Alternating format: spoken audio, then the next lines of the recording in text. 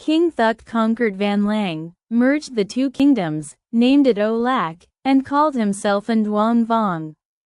He built his capital and citadel at Phong Ki. But right after finishing the citadel, it collapsed. He rebuilt it 3 times, and it collapsed 3 times.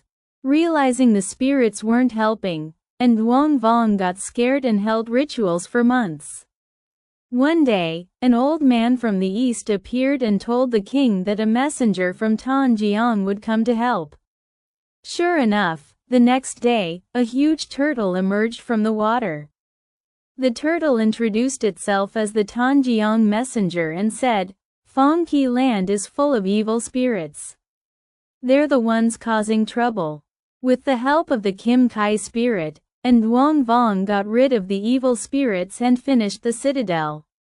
It was over 1,000 yards long, shaped like a snail shell, so it was called Loa Citadel. After completing its mission, the Kim Kai spirit said goodbye to Nduang Vong. As the king saw it off at the gate, he thanked it and asked, "Thanks to your help, the citadel is done. But how do we defend against enemy armies?"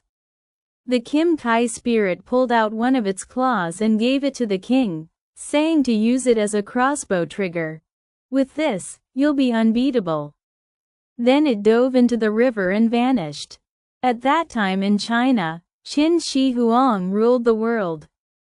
He sent troops to Olak, but when they reached Loa Citadel, they had to retreat. 3 years later, Qin Shi Huang sent his general Zhao Tuo, Tru Da, to invade Nduang Vong's land again. The army was huge, like ants everywhere. Nduang Vong went out to fight. The magical crossbow shot 3 times and wiped out thousands of enemy soldiers. Zhao Tuo knew he couldn't win, so he asked for peace, plotting to trick Nduang Vong later. Knowing Nduang Vong had a daughter named My Chau, Zhao Tuo arranged for his son, Trong Thuy, to marry her. Nduang Vong wanted peace, so he agreed and let Trong Thuy live in the palace as his son-in-law. Trong Thuy loved his wife but didn't forget his dad's orders. One day, while chatting, he asked My Chau to show him the magical crossbow. She innocently showed it to him. He tricked her and stole the turtle claw, replacing it with a fake one. Then, Trong Thuy asked to go home to visit his dad.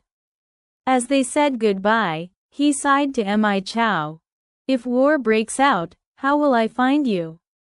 My Chau choked up and replied, "If I have to leave Loa Citadel, I'll take the goose feather pillow you gave me.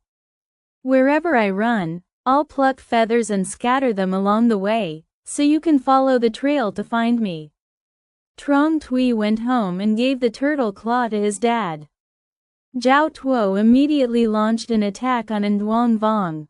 Hearing the news, Nduang Vong calmly sat playing chess, sure his magical crossbow would handle it.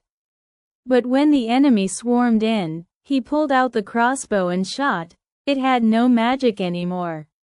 Nduang Vong barely had time to jump on his horse with his beloved daughter and flee south.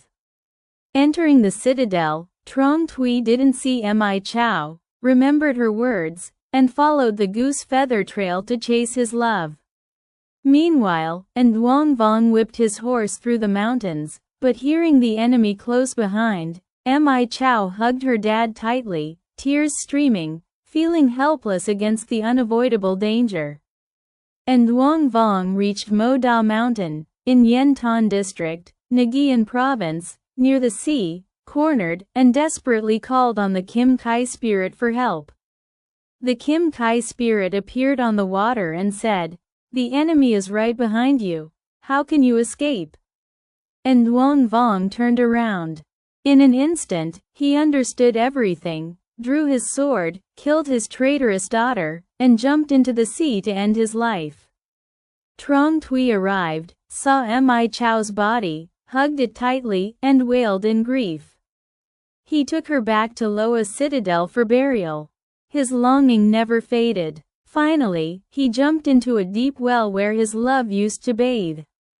Because of their true love, they died unjustly. My Chau's blood mixed with the sea, and oysters swallowed it, creating pearls.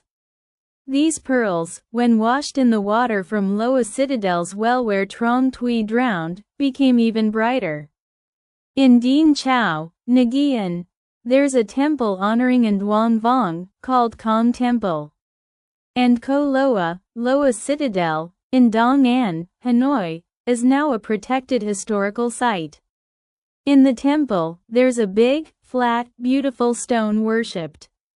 The well where people say Trong Thuy drowned still exists, witnessing a tragic love story from thousands of years ago.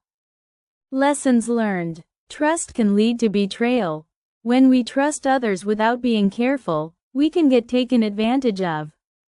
My Chau trusted Trong Thuy without knowing he was secretly tricking and betraying her to help his dad's goals. The story reminds us not to trust people blindly and end up getting used. Don't trust your enemies too much. My Chau gave the magical crossbow to Trong Thuy, even though he was the son of the enemy, without any suspicion. This led to huge losses for the nation and herself. So, trust shouldn't be blind, especially with your enemies. Consequences of arrogance and lack of vigilance. And Nguyen Vong got arrogant and careless, trusting the power of the magical crossbow without checking it properly. This meant he wasn't ready for the enemy's attack. From this, we learn to always stay alert and prepare for surprises, especially when there are threats from outside. Love can lead to noble sacrifices. Even though My Chau and Trong Thuy had a tragic end, their love showed deep sacrifice and suffering. My Chau died to protect her dad, and her love never faded, even in pain.